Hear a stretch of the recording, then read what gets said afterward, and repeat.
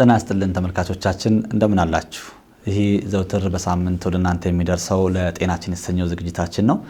እንግዲህ በዛሬው ዝግጅታችን ላይ ከዚህ በፊት እንደለመድነው የተለያዩ ርዕሶችን ይዘን እየመጣን ከእናንተ ጋር እየተወያየን የምንነጋገርበት ፕሮግራማችን ነው።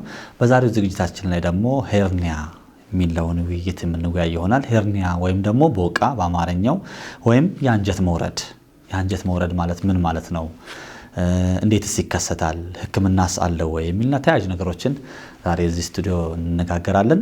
ለዚህ ደግሞ በዋቸሞ ዩኒቨርሲቲ እንዲሁም በንግስት ሌኒ ሆስፒታል በጠቅላላ ቀዶ ህክምና ስፔሻሊስት ሐኪም ሆነው ያገለገሉ የሚገኙ ዶክተር መሐሪን እዚህ ጋብዘናል። ዶክተር መሐሪ እንኳን ደህና መጡ። እኔም ማመስገን ፈልጋለሁ። አንተም በዚህ በጤናዬ ፕሮግራምህ እኔንም ስለጋበዝከኝ እንደገናም በህብረተሰቡን በተለያዩ የጤና ችግሮችን በህብረተሰቡ ግንዛቤ ለማስጨበጥ የምታደርገውን የማህበረሰብ ግዴታህን እየተወጣ እንደሆነና አፕሪሼት ማድረግ ፈልጋለሁ። እጅግ አድርጌ አመሰግናለሁ ዶክተር። እንግዲህ ዛሬ የምንወያየው ስለ ሄርኒያ ወይም ደግሞ በአማርኛ ቦቃ ወይም የአንጀት መውረድ ተብሎ የሚታወቀው ነውና እስቲ ስለዚህ ህመም እንነጋገራለን። በቅድሚያ ግን ምን ማለት ነው ሄርኒያ ወይም ቦቃ ማለት ምን ማለት ነው? ኦኬ አሁን አንተም እንዳልከው በእርግጥ ሄርኒያ ማለት ቀጥታ የአማርኛ ትርጉሙ በየአካባቢው የተለያየ አካባቢዎች እንደው አንዳንድ የተለያዩ ቃላቶች ሊጠቀሙ ይችላሉ። ግን አብዛኛው ቀጥታ ትርጉሙ አሁን የአንጀት መውረድ ወይም ቦቃ የምንለውን ቃል ይገልጻል። አሁን ይሄ ሄርኒያ ማለት ወይም ቦቃ ማለት ባልተለመደ መልኩ ወይም ደግሞ በዚህ አንድ የሰውነታችን ክፍል ደከም ባለ የሰውነት በአካባቢ አጠገቡ ባለው የሰውነት ክፍል ወይም ብዙ ጊዜ እንደሚከሰተው ይሄ ሆዳችን ግድግዳ ባለበት ቦታ ያንን የደከመበትን ቦታ ወይም ደግሞ ሳሳ ያለበትበት ወይም ክፍተት ባገኘበት ቦታ በዛ ገፍቶ ሲወጣ ሄርኒያ ብለን እንጠራዋለን። እንደው ሰፋ አድርጎ ለመግለጽ ያክል እንደው ይሄ ሄርኒያ የሚባለው ወይም ቦቃ የሚባለው የትም ቦታ የሰውነታችን ክፍል ላይ ሊከሰት ይችላል። ግን አብዛኛው የሚከሰተው ይሄ የፊት ለፊት የሆድ ግድግዳችን ላይ ነው። በተፈጥሮ ይሄ የሆዳችን ግድግዳ እንደ ኦፕሬሽንም ስንሰራ ሆድም ሲከፈት የተለያየ ደረጃ አለው። የሆድ ግድግዳ ከላይ ከቆዳ ጀምሮ ውስጥ አንጀታችን እስከምንደርስ ድረስ ቆዳ አለ። ከዛ ደግሞ ገባ ስትል ጮማ አለ። ከዛ ደግሞ ይሄ ጅማት የሚመስልኛ ፋሻ የምንለው ላየር ደረጃ አለ። ከዛ ወደ ውስጥ በገባ ቁጥር ደግሞ የመስል ጡንቻ አለ። ከዛ ደግሞ ቀጭን የሆነ ፔሪቶን የምንለው የሆድን ግድግዳ ለጥፎ የሚገኘው ክፍል አለ። አሁን ይሄ በሆድ ግድግዳን ስናየው በሁሉም በዚህ ፊት ለፊት ያለው የሆድ ግድግዳ ይሄ አሁን የገለጽኳቸው ደረጃዎች ወይ ክፍሎች አሉት። ግን እኩል የሆነ ጥንካሬ ወይም ስትሪንግዝ የለውም። በተፈጥሮ ይሄ መሀል ለመሀል ወይም እዚህ ጋር ብሽሽት የምንለው በእግራችንና የሆዳችን መገናኛ ቦታ የምንለው ቦታ በተፈጥሮ የሆድ ግድግዳው ሳሳ ያለ ሆኖ የተፈጠረ ነው። በተለያየ ምክንያት ወደፊት እንደ ሪስኩን ፋክተሮችን ስናወራ እናነሳዋለን። በተለያየ ምክንያት የተለያየ እድሎችን በመጠቀም ሆድ እቃ ውስጥ ያሉ ለምሳሌ አንጀት ትንሹ አንጀትም ሊሆን ይችላል፣ ትልቁ አንጀትም ሊሆን ይችላል፣ ወይም ደግሞ ጮማም ሊሆን ይችላል። ወይም ነው ለምሳሌ ሴቶች ላይ ደግሞ ይሄ እንቁላል የሚያመርተው የሰውነት ክፍልም ሊሆን ይችላል። በይሄ ክፍተት ባገኘበት ወይም ቀዳዳ በተፈጠረበት ቦታ ገፍቶ ወደ ውጪ የመውጣት አዝማሚያ ይኖራል። ይሄ ሄርኒያ ወይም ቦቃ ብለን እንጠራዋለን ማለት ነው። ተመልካቾች እንግዲህ ዛሬ የምንወያይበትን ርዕስ ሄርኒያ ወይም ቦቃ ያልነውን ወይም ደግሞ የአንጀት መውረድ ብለን የምንለውን እንግዲህ በደንብ አብራርተውልናል። ያው በተለምዶ ብዙ አይነት በተለያየ አካባቢ የተለያየ አይነት ስያሜ ይሰጣል። አንጀት በሳሳ ባለ የሰውነት ክፍል ወደ ውጭ እየወጣ የማስቸገር ነገር ያው ብዙ ቦታ ላይ እንደዚህ አይነት ነገሮችን እንሰማለን። አንዳንድ ጊዜ ያው እንደውም እንደው ተመለሰ ቦታው ላይ ተመልሶ ወደናል እንደዚህ ሆኗል እያሉ ህመሙን ቀለልም ያደረጉ ሚተውም ነው እየተባለም እንግዲህ ዶክተር ብዙ የሚባሉ ነገሮችም አሉና ወደ ህክምናው ወደ ጉዳቱ ወደ ምኑ እንግዲህ በመሃል ላይ ያነሳን እንሄዳለን። እንግዲህ ቦቃ ወይም የአንጀት መውረድ ምን ይመስላል ምን ይላል የሚለውን ነገር ምን ማለት ነው የሚለውን እንዲህ ካነሳን እስቲ ይሄ ህመም ይሄ አይነት ነገር ባለም አቀፍም እንዲሁም በአገራችን ብሎም ደግሞ በዚህ በእኛ አካባቢ እርስዎም በሚያገለግሉበት አካባቢ ላይ ምን ይመስላል ያለው ነገር? ይሄ አሁን ሄርኒያ የሚባለው ወይም ቦቃ የሚባለው እንደው የህመሙን ፓተርኑን ከማየታችን በፊት የአይነቶችም አላቸው። አሁን ካፈጣጠራቸው ወይም ከመጣበት አንፃር በብዙ ምክንያቶች ይህንን ሄርኒያ ቦቃ የምንለውን ነገር ልንከፋፍላቸው እንችላለን። በጣም አንደኛው መንገድ የምንከፍልባቸው መንገድ አንደኛው በተፈጥሮ የሚፈጠር አይነት ወይም ኮንጀኒታል የምንለው አይነት አለ። ሌላኛው ደግሞ ሰው እየኖረ ሲመጣ ወይም እድሜው እየሄደ ሲመጣ የሚፈጠር አይነት ቦቃ የሚባልም አለ። ይሄ አኳየርድ የምንለው አይነት ነው። በተፈጥሮ የሚከሰተው አይነት የሄርኒያ አይነት ወይም ቦቃ አይነት አሁን ብዙ ጊዜ ወንዶች ላይ እንደሚፈጠረው እንደምናየው ለምሳሌ የዘር ፍሬ በተፈጥሮ የሚፈጠረው ሆድ ዕቃ ውስጥ ነው። ላይ ሆድ ከጀርባ የሆድ ግድግዳ ጋር ነው የሚፈጠረው።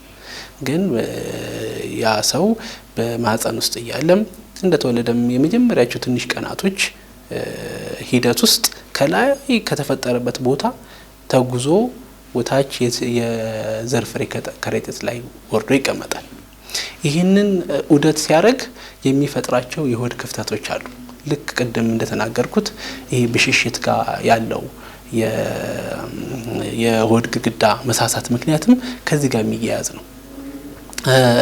ህፃናቶች ላይ የሚፈጠረው ልክ የመጀመሪያ 5 ዓመት ድረስ የሚፈጠረው አይነት የሄርኒያ አይነት ኮንጀኒታል ይባላል። ይሄ አይነት ሄርኒያ የሚፈጠረው ይህንን አሁን ቅድም የገለጽኩትን የአፈጣጠር ሂደትን ተከትሎ የሚሄድ አይነት የሚፈጠር የሄርኒያ አይነት ነው። አኳየርድ የሚባለው ደግሞ በአሁን የኖርን ስንመጣ በሂደት ምክንያት በተለያየ አጋላጭ ምክንያት ሰው ሲገጥመው ያንን ተጠቅሞ የሚፈጠር አይነት የሄርኒያ አይነት ነው አኳየርድ የሚባለው ማለት ነው።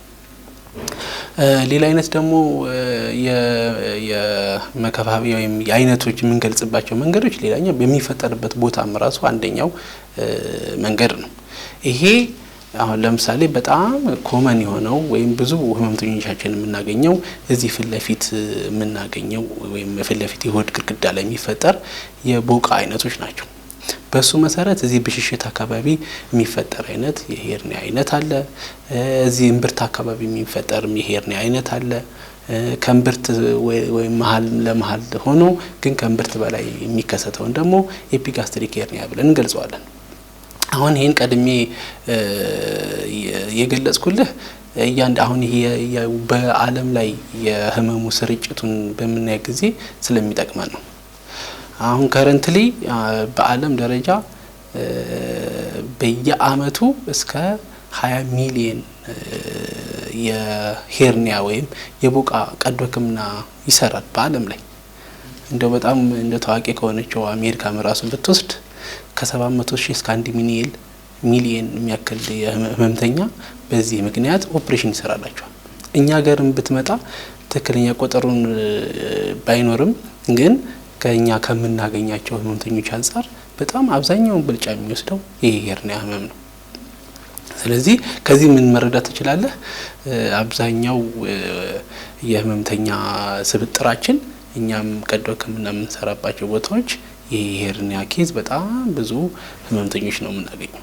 በየቀኑ 1-2 ምናምን በቀን ይሰራል ቢያንስ። ሌላው ስብጥሩ የምናየው ከእድሜ አንፃር ከጾታ አንፃር ስናየው ይሄ ሄርኒያ የሚባለው አብዛኛዎቹ ህመምተኞቻችን ወንዶች ናቸው። የተለያየ ቦታ ጥናቱም የተሰራው የሚያሳየው ከ20 እስከ 25 እጥፍ ድረስ ወንዶች ላይ እንደሚከሰት ነው የሚያሳየው። ይሄ ማለት እንደገና ደግሞ ቦታውን ስናይ በቀኝና በግራ በኩል አሁን እዚህ ብሽሽት አካባቢ የሚፈጠረው የቦቃ አይነት በቀኝ በኩል የመፈጠር እድሉ በጣም ከፍተኛ ነው። ሌላው ወንዶች ላይ በምናይበት ጊዜ በእድሜ ስብጥሩን ስናይ ብዙ ጊዜ የሚከሰተው በሁለት የእድሜ ቦታዎች ነው። ያ ማለት የመጀመሪያው ኢንፋንት ላይ የሚባለው እስከ 1 አመት ድረስ ያሉ ህፃናቶችን ብዙ ህፃናቶችን በዚህ ምክንያት ወደ ህክምና ይመጣሉ። ሌላኛው ደግሞ እድሜያቸው ትልቅ የሆነ ወይ ከ60 እድሜ በላይ የሆኑ ህመምተኞች በዚህ ምክንያትም የመጠቃት እድላቸው ከፍተኛ ነው። ይህን ይመላል የህመምተኛው ስብጥር። እጅግ አድርገን እናመሰግናለን ዶክተር። እስቲ በመሀልም አንስተው ነበረ በተለይ ማለት ይሄን አይነት ሄርኒያ ወይም ቦቃ አለ በሚል ታይፖቹ ሲነሱ ነበርና እስቲ ከዛ ጋርም ተያይዞም እንዴት ይከሰታል? ባይገርም አብዛኛው ብዙ ህመምተኞች ብዙ ህመም አይነቶች አንዳንድ ህመምተኞችን ቀጥታ ምክንያትን ከህመም ጋር የምናያይዘው ነገር ይኖራል። ቀጥታ ይሄን የዚህ መንስኤ ይሄ ነው ብለን የምንገልጻቸው ነገሮች አሉ። አንዳንድ ህመም ላይ ደግሞ ቀጥታ ይሄ ነው ምክንያቱ ከማለት ይልቅ የሚያጋልጡት ምክንያቶች ወይም እንደዛ እንዲዳረግ የሚያደርጉ ምክንያቶች ነው የሚኖሩት ከዛ በላይ ማለት ነው። አሁን ይሄ ሄርኒያ ቀጥታ ይሄ ነው ምክንያቱ ብሎ መናገር ይከብዳል፣ ብዙ ምክንያቶች ስላሉ። ከዛ ይልቅ ግን ለዚህ የህመም አይነት የሚዳርጉ ግን ብዙ ነገሮች መጥቀስ ይቻላል። ያው በኋላም ለመከላከልም እነዚህ ነገሮች ማወቅ ስለሚጠቅመን ማለት ነው። ስለዚህ ይሄንን አሁን ለቦቃ የሚዳርጉ ነገሮች አንደኛ ለረጅም ጊዜ ሳል ያላቸው ሰዎች በተለያየ ምክንያት ሊሆን ይችላል። ለረጅም ጊዜ የቲሚ ህክምና ታማሚዎች ሊሆን ይችላሉ። ወይም ደግሞ ሌላ ሜዲካል ዲዚዝ ያላቸው የሳምባ ችግር ያለባቸው ሰዎች ይኖራሉ። ለምሳሌ ሲኦፒዲ የሚባል የአስም ህመምተኞች ለረጅም ጊዜ ያልታከመ ከሆነ ለረጅም ጊዜ ሳል ይኖራቸዋል። ይሄ ምን ያደርጋል? የሆድ ግፊትን ይጨምራል። ስለዚህ ቅድም እንደነገርኩ የሆድ ግድግዳ ላይ በተፈጥሮ የሆድ ግድግዳው ሳሳ ያለባቸው ቦታዎች አሉ። ይህንን እድል በመጠቀም የሆድ እቃ ውስጥ ያሉ የሰውነት ክፍሎቻችንን ገፍተው ወደ ውጪ እንዲወጡ የሚዳርጉ ነገሮች ስለሆኑ ናቸው። ሌላኛው ስትሬኒንግ የሚያመጡ የህመም አይነቶች አሉ። ስትሬኒንግ ማለት ማማጥን የሚያመጡ ለምሳሌ እንደው ብዙ ሰዎች ብዙ ህመምተኞች ለምሳሌ የሚያቸው ትልቅ ነው ወንዶች በሽንት ችግር ምክንያት ሆስፒታሎችን ጎበኛሉ። ያ ማለት ሽንት ሲሸኑ ትንሽ ጉልበት የሚፈልግ አይነት የማማጥ ነገር የሚያደርስ ደረጃ የሽንት ችግር ወይም የፕሮስቴት ቢፒኤች የሚባለው ችግር ያለባቸው ከሆነ ወይም ደግሞ የረጅም ጊዜ የሆድ ድርቀት ካላቸው እነዚህ ለስትሬኒንግ የሚዳረጉ ነገሮች ናቸው። ይሄ ቅድም እንደገለጽኩት ለረጅም ጊዜ ሳል እንዳላቸው ሰዎች ሁሉ ይሄም የሆድ ግፊትን በመጨመር የሄርኒያ እንዲከሰት የሚያደርጉ ነገሮች ናቸው። ሌላ እናቶች ላይ ተደጋጋሚ የሆነ እርግዝና፣ ሌላና ዋነኛው ደግሞ ለረጅም ጊዜ ሲጋራ የሚያጨሱ ሰዎች እንደውም ጥናቶች ምን ያሳያሉ? ሲጋራ ማጨስ እስከ 30 እጅ ድረስ የሰውነታችን ግድግዳ ወይም የፋሻ የሚባለውን ሌየር ኮኔክቲቭ ቲሹ የሚባለውን የሰውነታችን ክፍል የማሳሳት ቴንደንሲ አለው ወይም ኃይል አለው።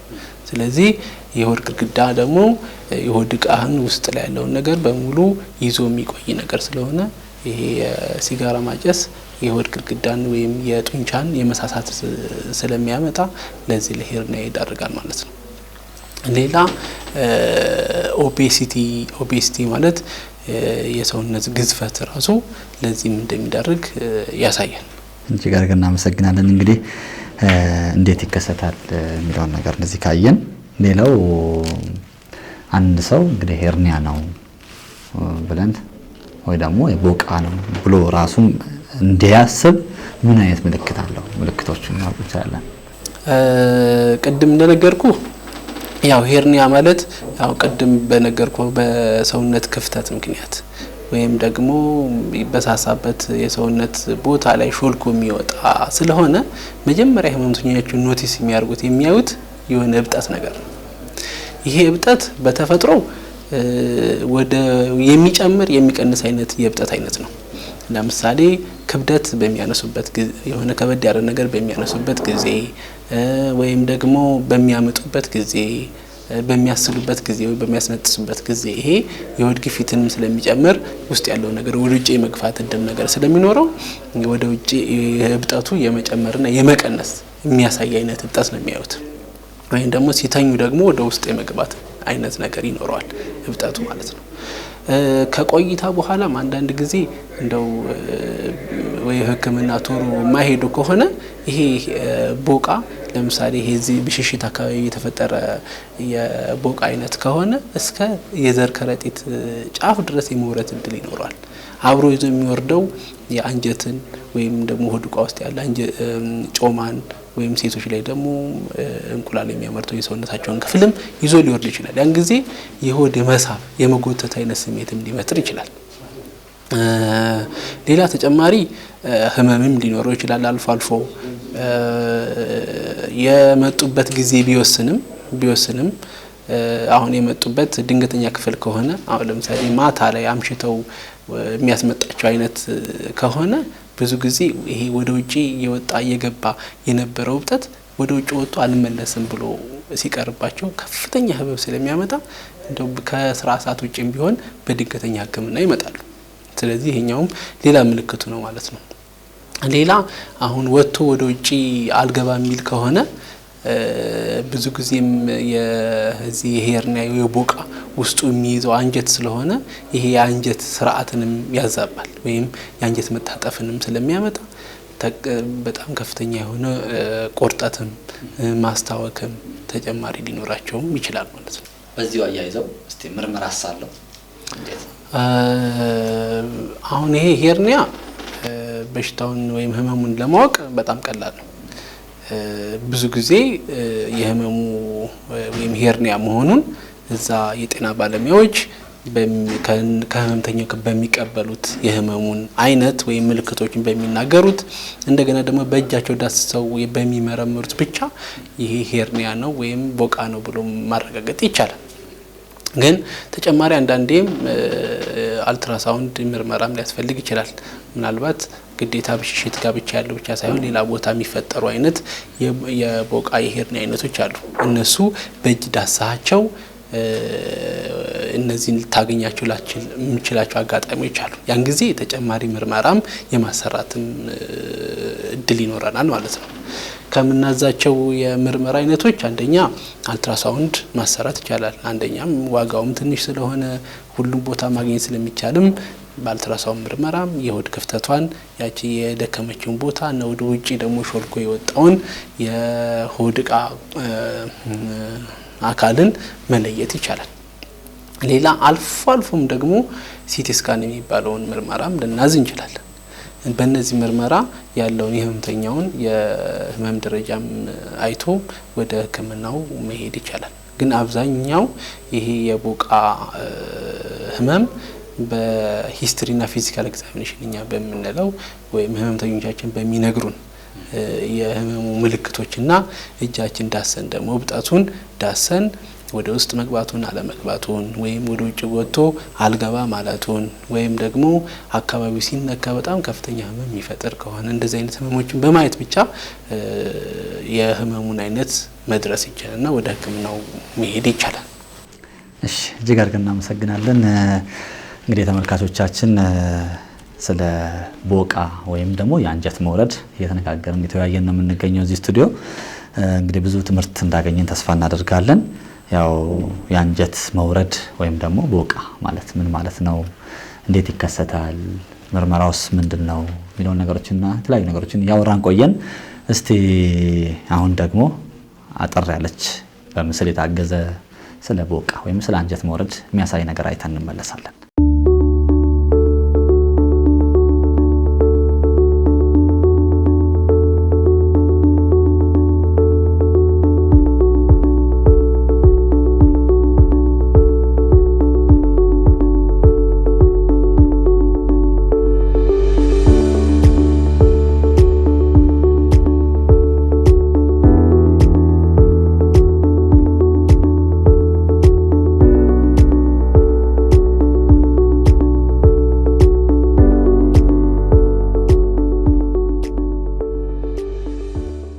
እሺ ተመልካቾች ተመልሰን መጥተናል።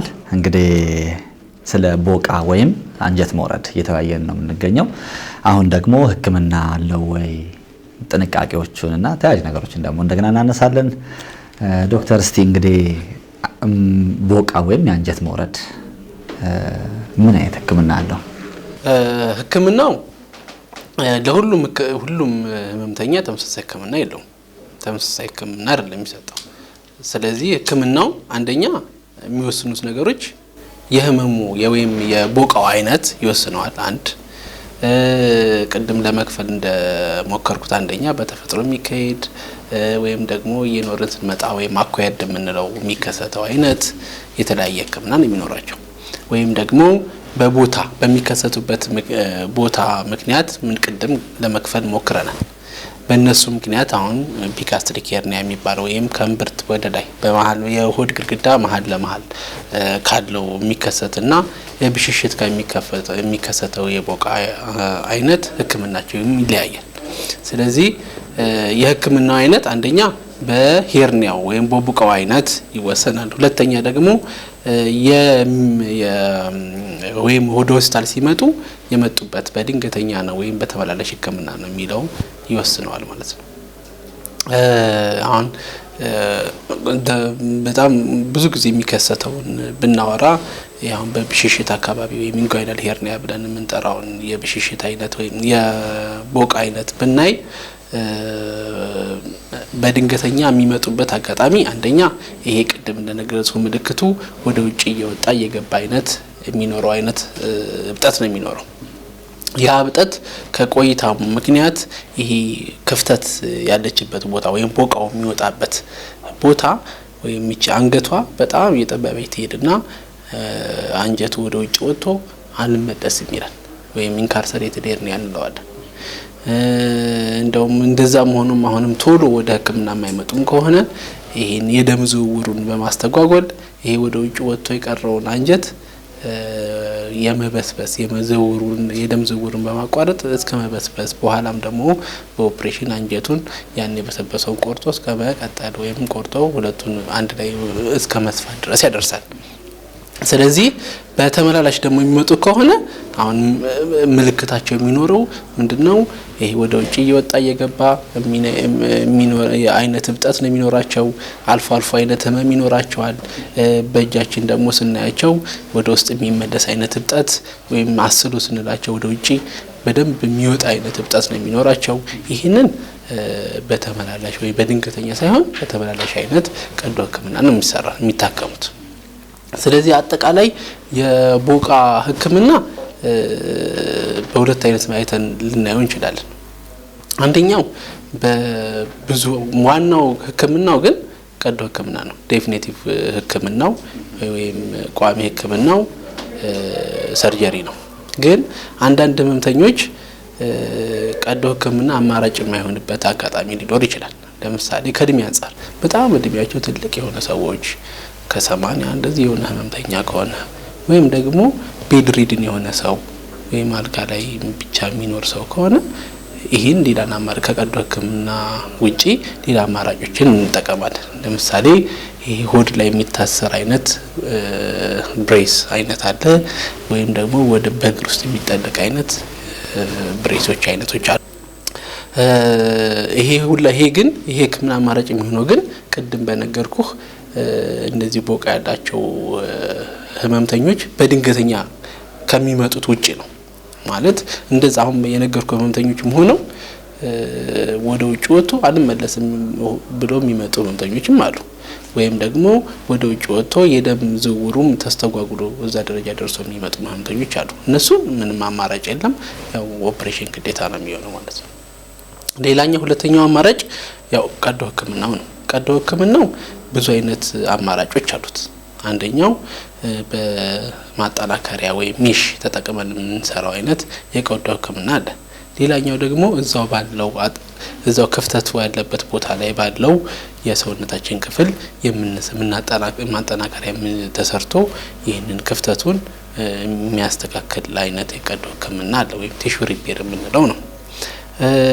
አሁን ከረንትሊ የቀዶ ህክምና ስራዎቹ በጣም ያው ከዓለም ቴክኖሎጂ አንፃር ተከፍቶ ከሚሰራ ኦፕሬሽን አሁን ሌላ ላፓራስኮፒክ የሚሰሩ የኦፕሬሽን አይነቶች አሉ።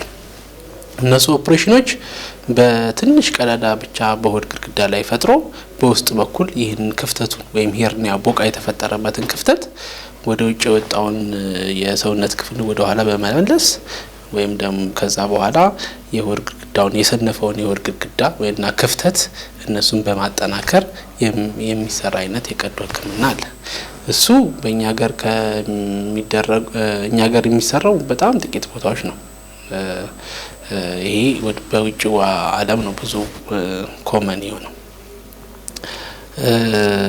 ሌላ በድንገተኛ ከሚመጡ ህመምተኞችን ግን አሁን ቀደም እንደነገርኩ ወይም ካርሰሬትድ ሄርኒያ የምንለው ወደ ውጭ ወጥቶ አልመለስ ያለ ወይም ደግሞ ስትራንጉሌትድ ሄርኒያ የምንለው ወይም የደም ዝውውሩም ተስተጓጉሎ የበሰበሰ ደረጃ የወደ ውጭ የወጣውን እስከ መበስበስ ደረጃ የደረሰን የቦቃ አይነት በድንገተኛ ኦፕሬሽን ነው የሚታከሙት። ስለዚህ እንግዲህ ህክምናውን በደንብ አንስተውልናል። ህክምናው ላይ ግን ምናልባት ከመዘግየት ጋር ተያይዞ ቶሎ ወደ ህክምና ቦታ ባለመምጣት አይ ቲንክ ትንሽ ከበድ ብሎ ወደ መበስበስ አንጀት ወደ መበስበስ ሁኔታ ከበድ ወዳለ ኦፕሬሽን እንደሚወስድም እያነሱ ነውና እንግዲህ ያው ተመልካቾች ምልክቱ በደንብ መለየት የሚቻል በእጅም በመንካት ወይ ደግሞ ወደ ውጭ አበጥ ብሎ ሲታይ በአይንም የሚታይ ነገር ስለሆነ ምልክቱ ሲታይ በጊዜ ወደ ህክምና ተቋም ሄዶ አሁን የተባለውን አይነት ጉዳት ሳያመጣ የዛን ያክል ሳይደርስ ቶሎ ህክምና ማግኘት ይቻላል። ከዛ ጋር ግን ወደ መጨረሻ አካባቢ እንግዲህ ጥንቃቄው ላይም እንሄዳለን። ከዛ በፊት ግን በዚህ በኦፕሬሽን ህክምናው ከተከናወነ በኋላ መዳን እድልሳ ይድናል?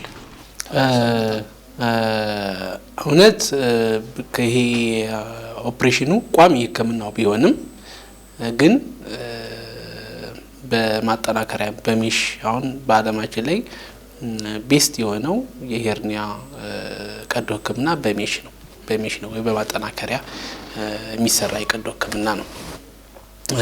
እንደዛም ተሰርቶም ግን ሪከረንስ ወይም ደግሞ የመምጣት እድልም አለው።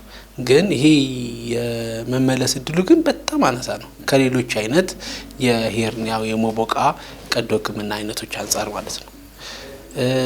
ግን አሁን ይሄንን የቦቃ ሲከሰት በቀዶ ህክምና ከተስተካከለ አሁን ቀድም ለህይወት አደጋ የሚፈጥሩ ኮምፕሊኬሽኖችም ወይም ሊያመጣ የሚችላቸውን እንትኖችን ሙሉ ለሙሉ መከላከል ይቻላል። እስቲ እንግዲህ በመጨረሻ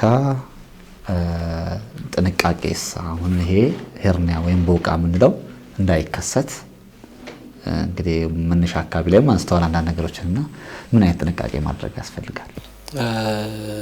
ኦኬ ሶ አሁን ይሄንን ቦቃ ለመከላከል ቅድም ያነሳናቸውን ለዚህ ለቦቃ እንዲከሰት የሚያደርጉ ነገሮችን ማስተዋወት ያስፈልጋል። አሁን ይሄንን ለመከላከል አንደኛ አሁን ቅድም እንደነገርኩ ሲጋራ ማጨስ የሆድ ግድግዳን ወይም ፋሻ የምንለውን የኮኔክቲቭ ቲሹ የማሳሳት ነገሮችን ያመጣል። ስለዚህ የሲጋራን ማጨስን ማቆም ያስፈልጋል።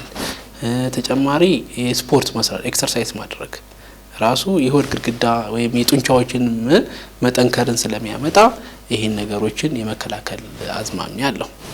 ሌላ ክብደት መቀነስ ራሱ አንድ የመከላከያ መንገድ ነው።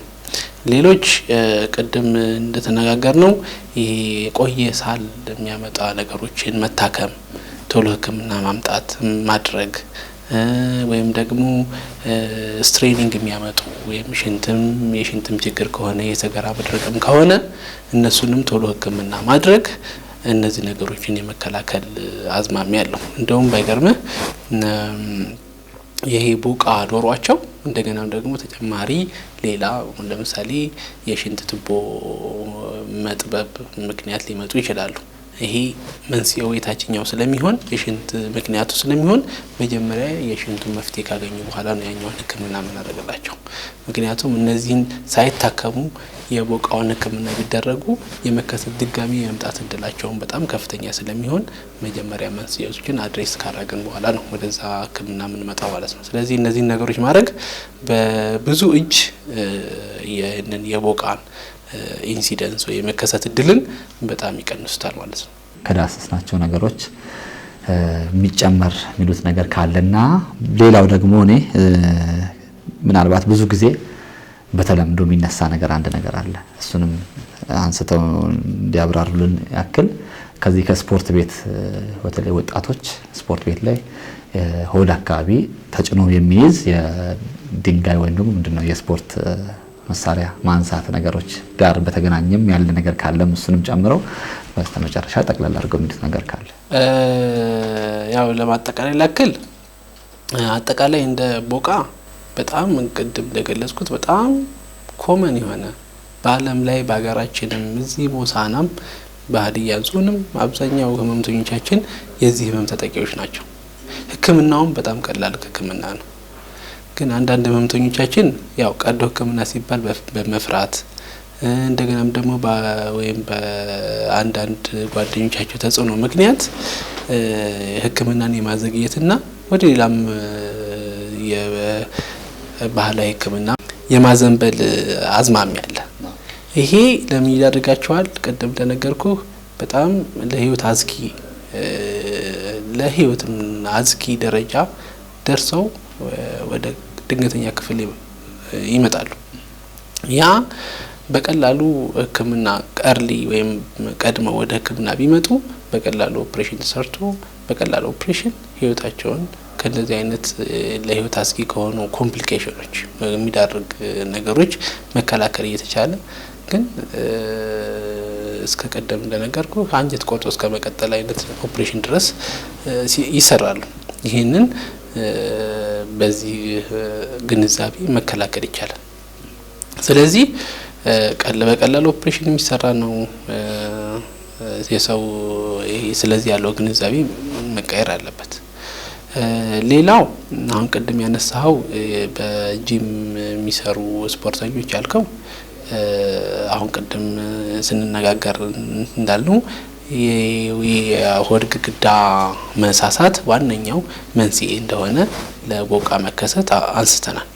ይሄ ኤክሰርሳይዝ ወይም ስፖርት ይሄንን የሆድ ጡንቻችንን የማጠንከር የማጎልበት ነገር ስለሚኖረው ይህን ሄርኒያን እንደሚከላከል ነው ብዙ የሚያሳዩትም ጥናቶች የሚያሳዩትም ለህመምተኞቻችንም እኛም የምንመክረው ማለት ነው። እሺ እጅግ አድርገን እናመሰግናለን ዶክተር። እንግዲህ ዛሬ ስለ ቦቃ ወይም ስለ አንጀት መውረድ እየተወያየን ነበረ። በደንብ አድርገው ማብራሪያ ሰጡንን። ያመሰገንን እንግዲህ ዶክተር መሐሪ ገረመው በዋቸሞ ዩኒቨርሲቲ ረዳት ፕሮፌሰር እንዲሁም ደግሞ በዋቸሞ ዩኒቨርሲቲ ንግስት ሌኒ መሐመድ መታሰቢያ ኮምፕሬሄንሲቭ ስፔሻሊቲ ሆስፒታል በጠቅላላ ቀዶ ህክምና ስፔሻሊስት ሐኪም ሆነው ያገለግሉ ይገኛሉ። እጅግ አድርገን እናመሰግናለን ዛሬ እዚህ መጥተው ይሄንን ትምህርት ስለሰጡን። እንዲሁም ደግሞ በሆሳዕና ህይወት ህክምና ማዕከል አይ ቲንክ እዛ በትርፍ ጊዜ እናገኙታለን። እጅግ አድርገን እናመሰግናለን ዶክተር። እኔም አመሰግናለሁ የፕሮግራማችሁ ተጋብዤ ስለመጣሁ አመሰግናለሁ። እሺ ተመልካቾቻችን እንግዲህ ለዛሬ ያዝነውን ለጤናችን የተሰኘውን ዝግጅታችንን የአንጀት መውረድ ወይም ቦቃ በሚል ውይይት እያደረግን እየተማርን ቆየን። ቀጣይ ሌላ ዝግጅት ይዘን እስከምንገናኝ ድረስ ተመልካቾቻችን በጤና ቆዩ።